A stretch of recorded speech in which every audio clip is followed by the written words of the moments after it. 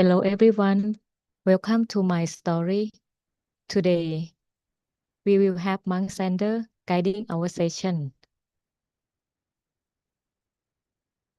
May I invite Monk Sander?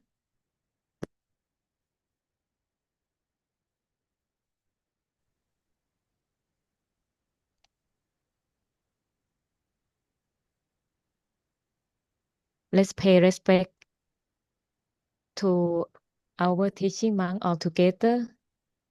Bow, bow, bow. Good. Hello, everybody. I'm not sure how to say, if I have to say good afternoon or good morning or good evening. I've been asked by Luang Pi John by Monk John to talk a little bit and to meditate, to guide meditation. I am from the Netherlands, from Europe, and I live here in a former church, which is now a Buddhist temple. It was no longer in use. So today I will guide the meditation, and I will talk a little bit. So how have you all been?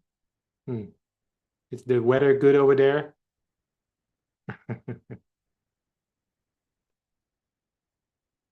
Hey, Bettina, didn't you join the European session as well? Good, good. Okay, well, let's start with the meditation together.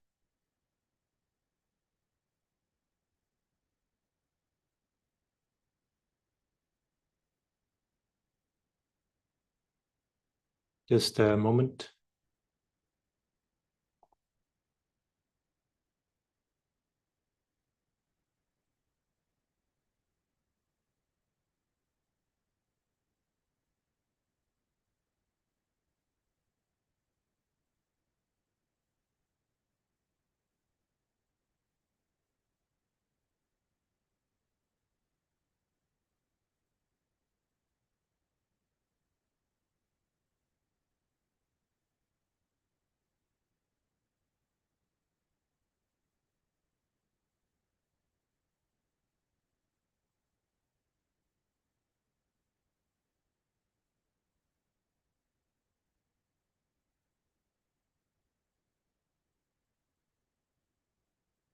So let us meditate together.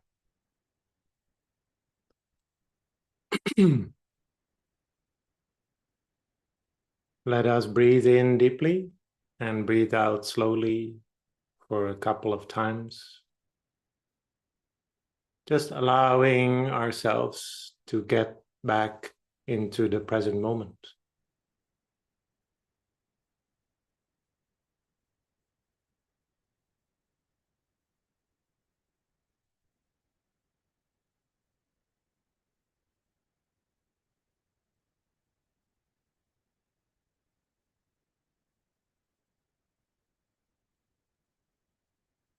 And then we allow a sense of relaxation to go through our entire body.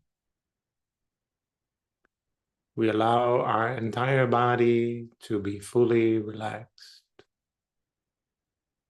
allowing every muscle and every nerve, every part of our body to become softer, to become more relaxed, to become a little bit more lax.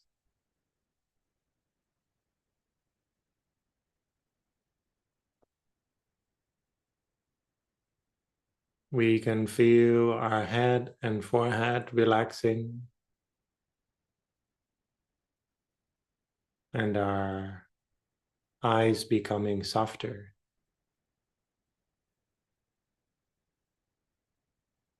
We can feel our face relaxing,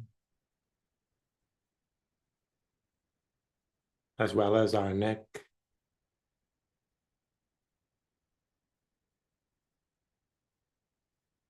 We can feel our shoulders relaxing towards our arms and hands.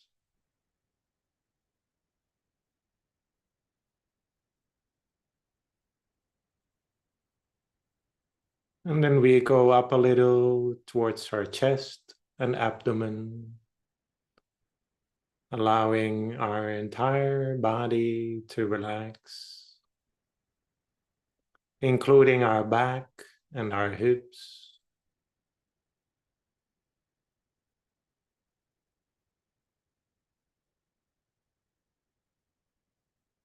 And we can feel the relaxation moving into our legs, our knees, all the way to our feet and toes. We can feel our entire body fully relaxing, just like we've just had a bath or a shower, and we feel completely at ease.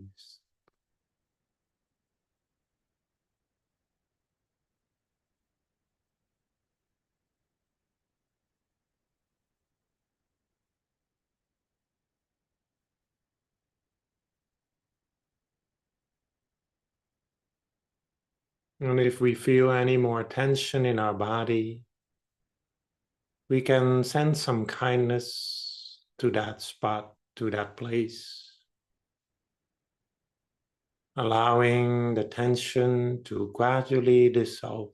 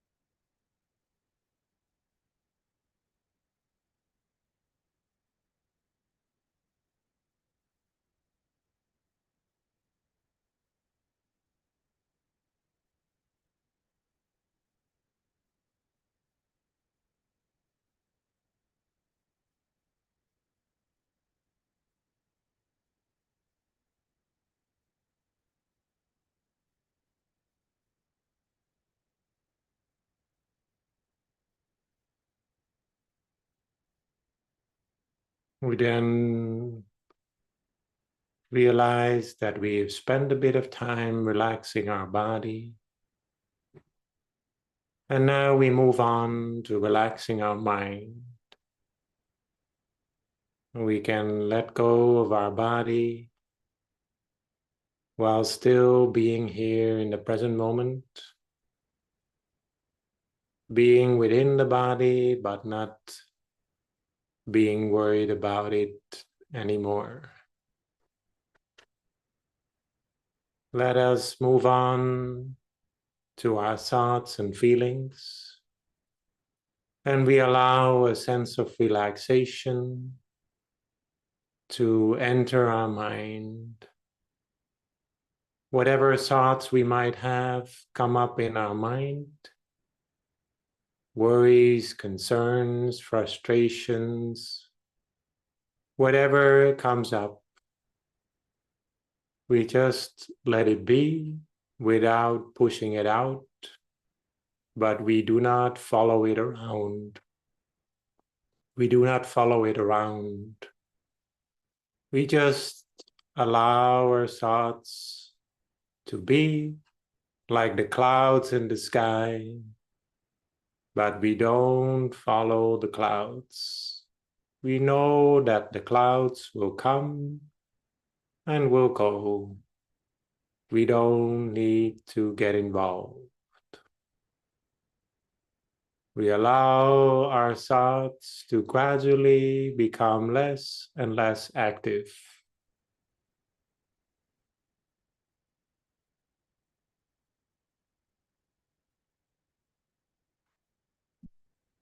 And we gradually feel the tension in our mind becoming less and less.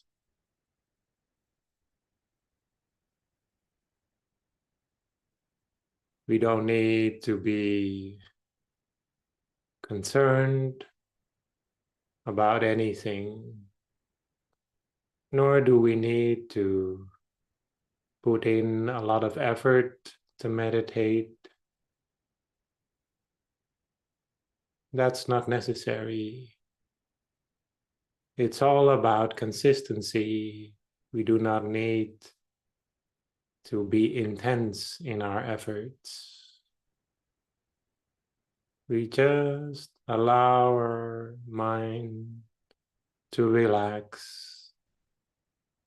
We do not need to think of meditation as some stressful work. We gradually allow everything to become natural and easy in the mind.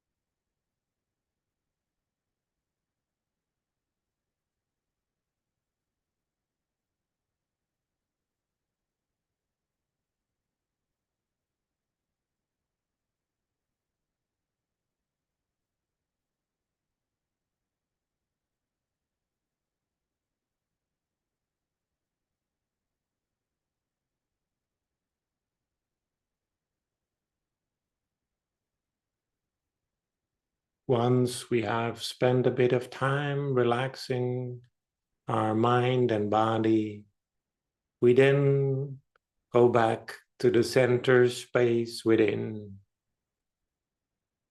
We are already quite familiar with the meditation method, so we do not need to struggle to find the center.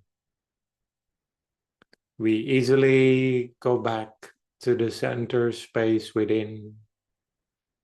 But if we prefer to follow our thoughts, follow our breath for a moment, we can do that first. We can follow our breath for a while and notice the end of the in-breath at the start of the out-breath. And in this way, we can easily connect with the center space within. But we do not need to do that. That's a personal preference. Some people like to follow the breath for a while first, and then go to the end of the breath. But some people can immediately go to the center. When we are at the center, we do not need to use a lot of effort. It's a soft and gentle connection within.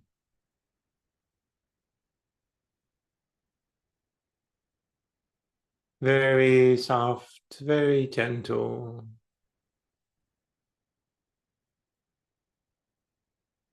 But if we are getting tense at any point, we can always go back to the relaxation.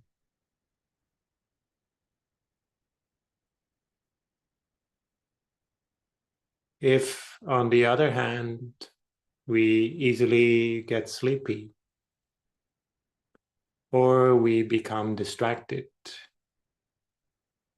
We can allow a little sun to appear within, a little sun shining within, at the center space within. And the sun will help us to connect with the center. When we allow the image of the sun to appear, we do not need to change the image. The sun may be yellow, it may be red, it may be big, it may be small. That's okay. We do not need to change anything about the sun. It is just a helpful reminder of the center within. When we are aware of the sun, we are aware of the center. But if we prefer to listen to something instead, rather than imagining something visual, we can listen to the mantra, softly ringing from within. We might allow the words clear and bright to softly ring from within. Clear and bright, clear and bright, clear and bright. Or we can choose some alternative in the language that we are familiar with. Or if we prefer to use a word that has a good meaning in our religion or in our culture, we can use that word, as long as the word is positive or neutral, and it helps us to come back to the center.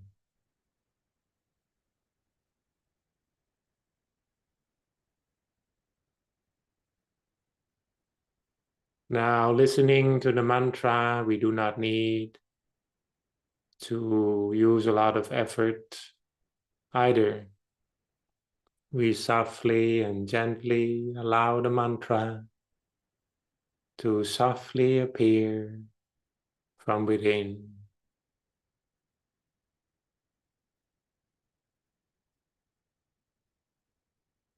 Some days we might allow the sun to appear. Some days we might allow the mantra to appear. And some days they can go together. But some days they don't. And some days we don't use either. We simply and very softly connect with the center space within by simply reconfirming the existence of the center as often as we'd like.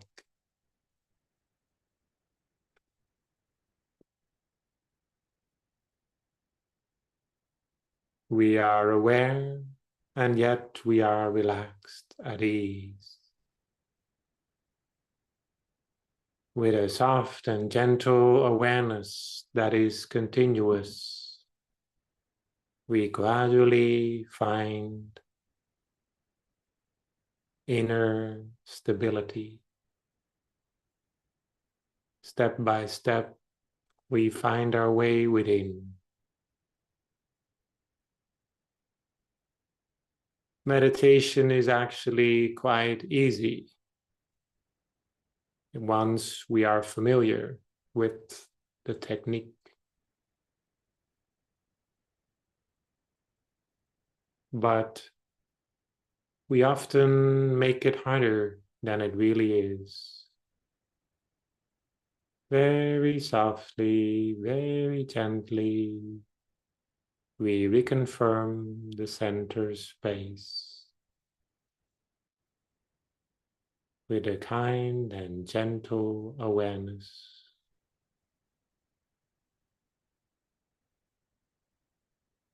Let us practice together in silence for these precious moments.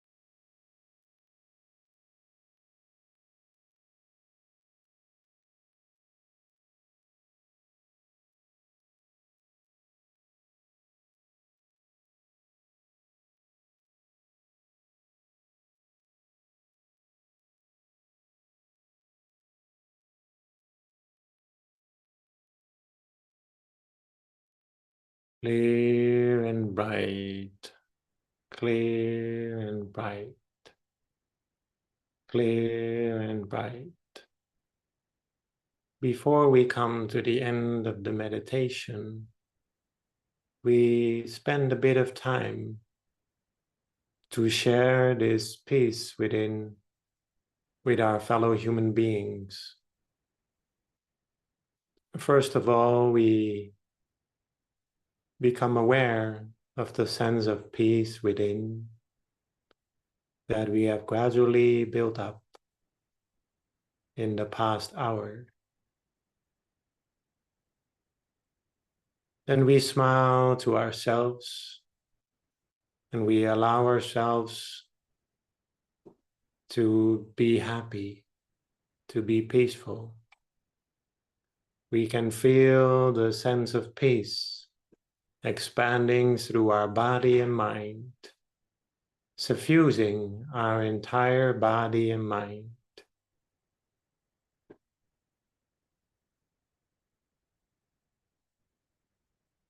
And then we feel that this sense of peace is gradually expanding, is gradually gaining momentum, expanding in all directions. And we can feel the sense of peace expanding outside of our body, but always from the center outward, from the center of the body.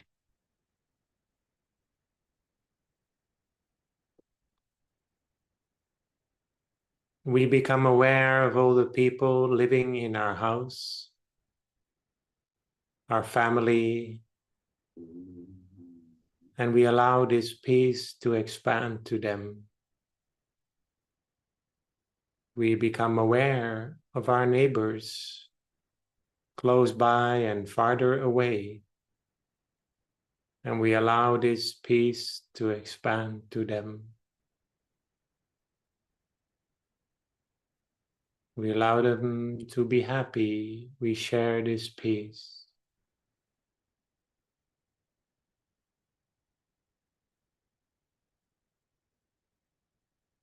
Then we become aware of all the people living in our neighborhood, and we share this peace with everyone.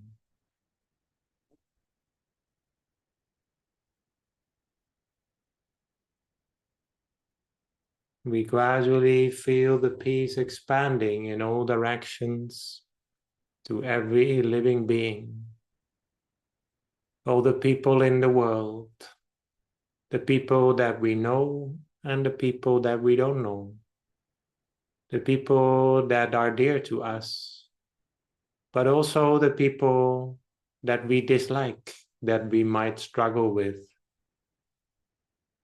We expand the peace to everyone, in every direction, to every corner of the world. May everyone in this world be happy, be free from suffering. All the people in this world, may everybody be happy. May everyone in this world be free from hatred and hurt.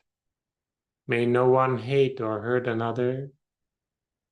May everybody be happy and healthy.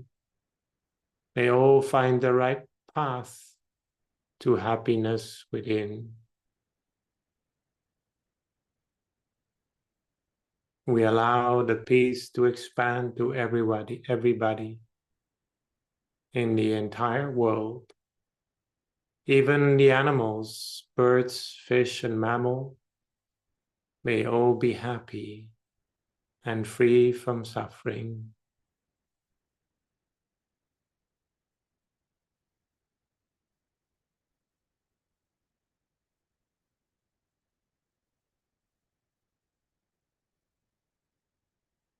Then we gradually come to the end of this meditation, whilst we still are aware of the center space within.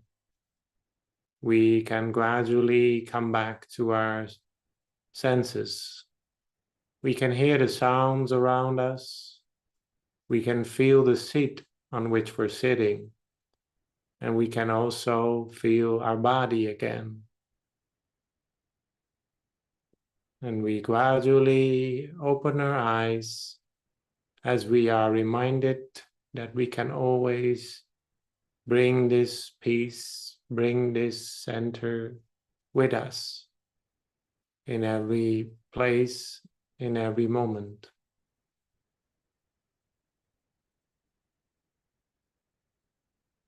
And we gradually open our eyes at the end of the meditation.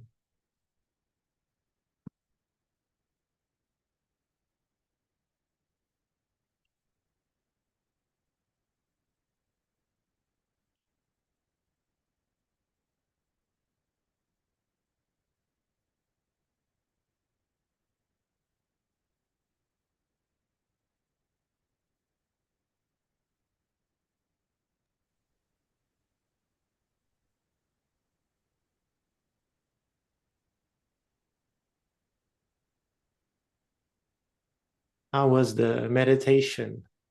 Anybody felt a little bit tense? You can raise your hand.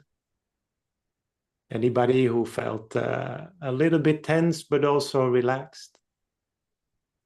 And anybody who felt completely relaxed?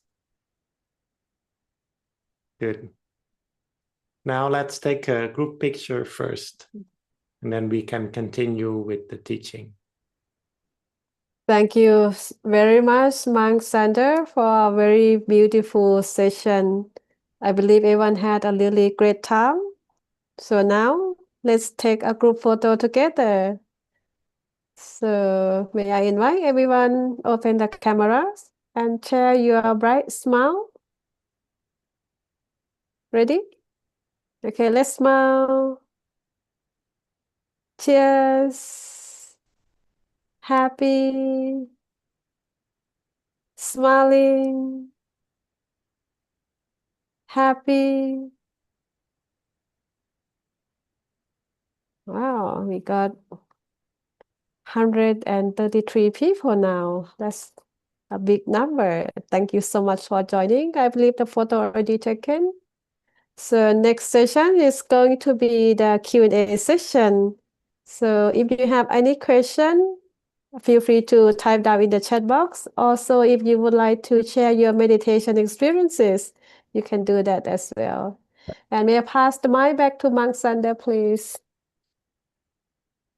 All right.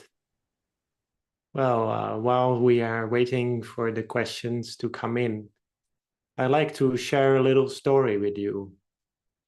As you may be aware, right now we are not in a very peaceful time. There's a lot of wars going on right now, a lot of people who are involved in war, and that is not a good thing at all. But we can't ignore it though. So I'd like to talk a little bit about a story in the time of the Buddha, over 2,000 years ago, when the Buddha had to deal with war. So let me talk about that little story. I have a picture of the story, but I have to just bring it up in a moment.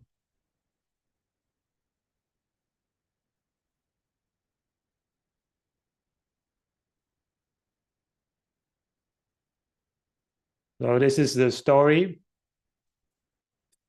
And then I can talk about this story. So this was a moment in the Buddha's life which was quite difficult. Sometimes you can see the Buddha depicted as holding his hand like this. Maybe you've seen this. And this is in the Thai culture. This statue is connected with this story. So there were two groups of people. Both of them were you could say that both of these groups, both of these communities, were related to the Buddha by blood. So the first group were the Sakyas, and the second group was the Golias. And these two groups, these two communities, they got into conflict because of this river, which you can see in this picture. And this river, there was one year when it was particularly dry and there was not a lot of water. And there was a conflict about the use of the water between the Golias and the Sakyas. And this conflict became worse and worse. And eventually all the young soldiers, they went to the battlefield to fight each other. And then the Buddha intervened. That is to say, he sat under a tree, under a small tree. It's so small that you can't even see it in the picture. I don't know why the person drawing, he forgot to draw the tree. But anyway, it's a very small tree. And he's sitting under this tree while these two groups are engaging in battle. So this is a bit difficult because there's a monk in between, right? So they don't want to fight with the monk. So they have one representative go up to the Buddha and then just very politely saying to the Buddha, maybe it's better if you sit somewhere else. We are about to engage in war. And then the Buddha, he was just sitting still. And then the man, he said to the Buddha, this tree is quite small. It doesn't provide a lot of shade. Maybe you should move somewhere else, please, to a tree that provides more shade. And then the Buddha said, I sit in the shade of my relatives. I sit and I feel happy and comfortable because I'm close to my family, to my relatives. So this is a very powerful statement. And then the Buddha engages with these two groups, these two communities, and he asked them, why are you at war? And then the people, they say, I don't know. I just do as I was told. I'm a warrior. I'm a soldier. I don't question my orders. And so they all say the same. They don't know why they're there. And then the Buddha has them ask their seniors, the people who gave them that order, why are you engaging in this conflict? Why are you engaging in this war? And they had to go up a lot of levels just to find out why they were there, why they were having this war. Eventually, they found out that it was because of the water, because of the river, because the water was lacking. There was not enough water for both of these communities. That's what they thought. And then the Buddha asked them one simple question, but very profound. What is more important to you, the water in the river or the blood of your fellow human beings, the blood of your kinsmen, the blood of your relatives? And of course, they said, the blood of our relatives, of our friends, is more important. And then they stopped the war. They didn't pursue it. And they made peace. So this is just an example of a story in the time of the Buddha that happened.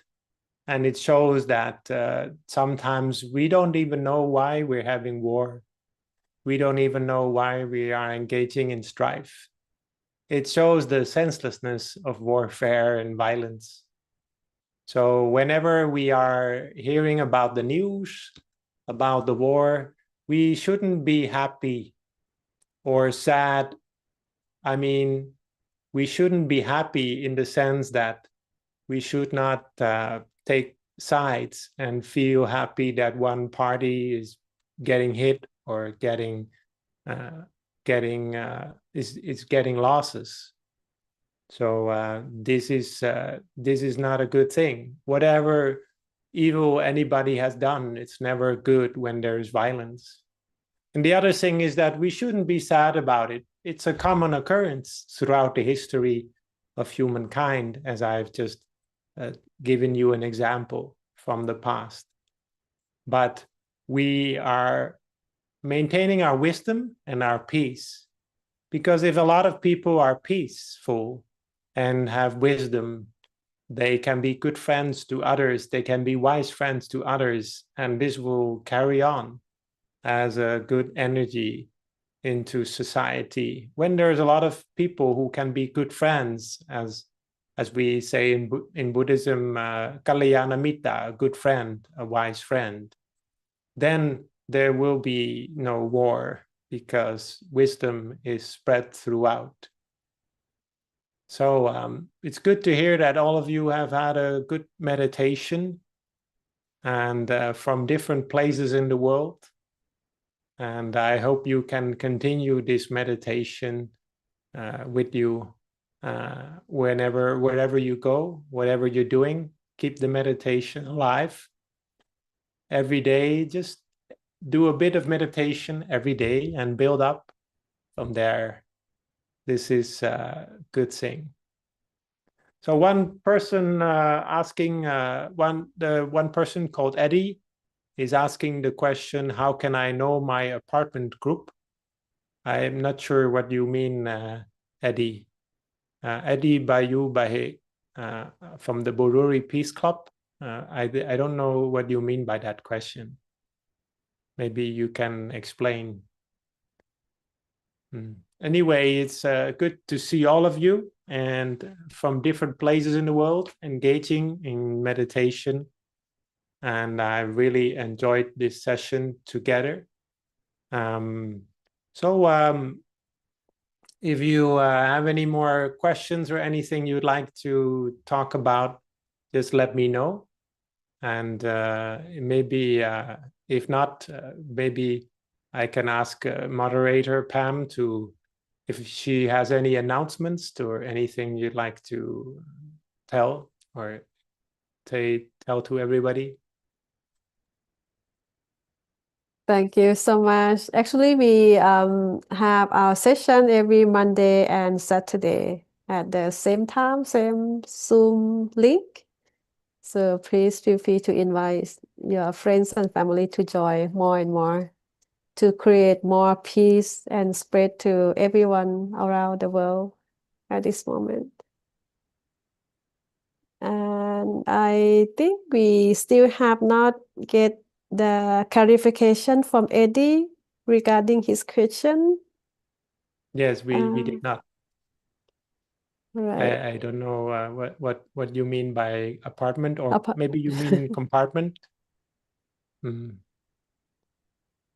So there's one other person asking a question, how to know. This is Manish Panjani from Nepal. Maybe I butchered that name, sorry. How to know my plan and act is good for me or not? This is a very broad question. So there's different ways to answer that question. One way to look at it is, whenever we are making a plan, we can ask ourselves the question, is our plan motivated by greed? Is our plan motivated by anger? Is our plan motivated by the illusions? If not, then we can go with that plan. That plan is a good plan. If our plan is motivated by good intentions, by wisdom, by compassion, by kindness, then that is a good plan to work with. But it's not always easy to know ourselves in that way. So one other way to look at it is that any plan that is making you and other people happy, that is a good plan. And any plan that is making you or other people suffer, that is not a good plan. That is another way to look at it. It's not always easy to know every consequence of our actions. But if we build up wisdom by learning about wise teachings, and to meditate, then we can gradually build up more wisdom, more practical wisdom to make the right decisions. Okay. I think I covered all the questions now. So I thank you all for joining us today. And I would like to then close this session for now. Goodbye to everybody. Loki, we And, just had a question from Vanessa just now. Would you like to take okay. it? Yes. What if the plan involves justice? For sure, there is a winner and a loser, as the judge advocates. That is true. There is some difficulty there. If you are engaged in a lawsuit of any kind, there will always be winners and losers. So in this kind of situation, it's important to try not to be biased in any way, whether you are the judge or whether you are the person being judged or whether you are the one who is the suing. We should try not to be motivated by any bias, like by any ulterior motives. Maybe any greed that we might have, or anger, or delusion we should not have in our mind. We should try to deal with that. Before we engage in such a lawsuit, we should try to make sure that we are not biased. We cannot always prevent our mind from having some negative emotions. That is not possible because we are not enlightened yet. But we can make sure that our negative emotions and unrealistic perceptions do not spill over into our actions. So we are not biased in our behavior, in our actions. So this is what in our tradition we call this not engaging in the akati, or not engaging in any bias.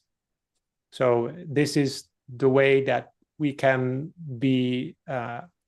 create the least damage when we are involved in a lawsuit of some kind.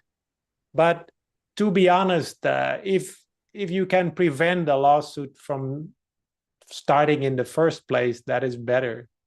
For example, if you work with a mediator, if you have somebody who can help to engage in some negotiation, that is better than any lawsuit.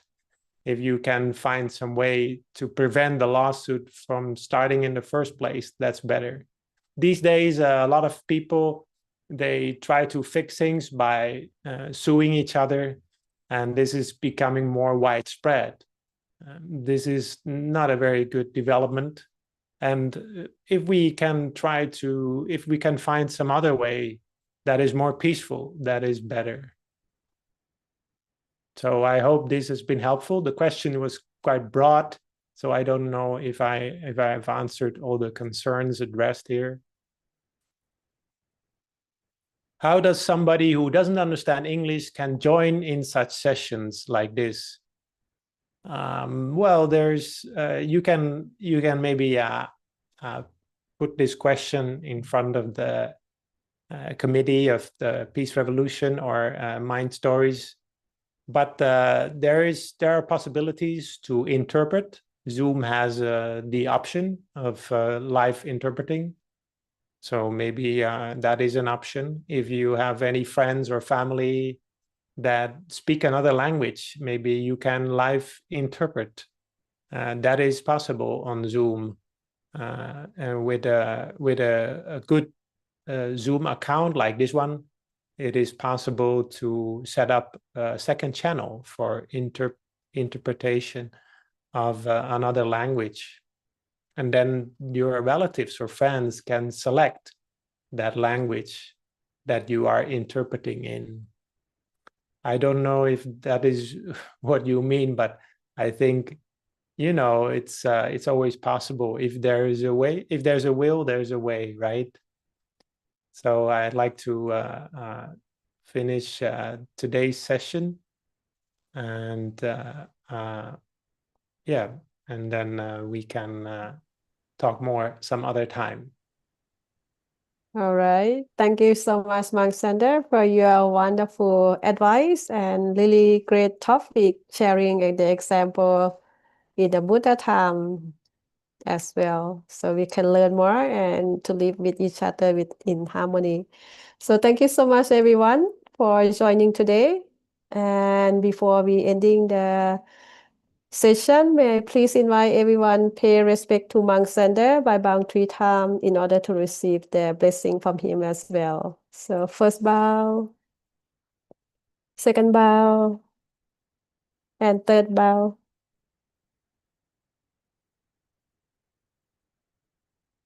Can you unmute หลวงพี่ Thank you. Oh, sorry. May you find happiness and wisdom in your life, and may all your good wishes be fulfilled. Sadhu.